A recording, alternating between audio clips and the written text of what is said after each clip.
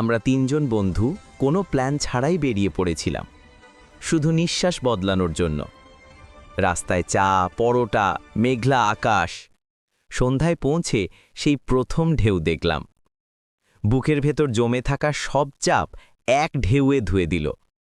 সূর্য যখন সমুদ্রের গায়ে গিয়ে নিভে গেল, মনে হলো এই পৃথিবীতে শান্তি এখনো আছে। সেই রাতে আমরা ঢেউয়ের শব্দ শুনে ঘুমিয়েছি। সেই রাতে ছিল সত্যিকারের শান্ত রাত।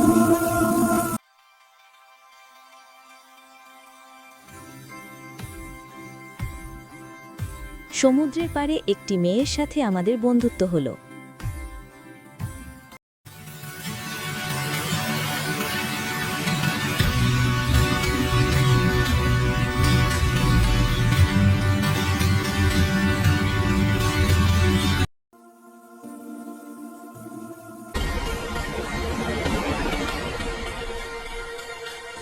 সমুদ্র সৈকত ভ্রমণ শেষে ঘোড়ায় চড়ে বাড়ি ফিরলাম।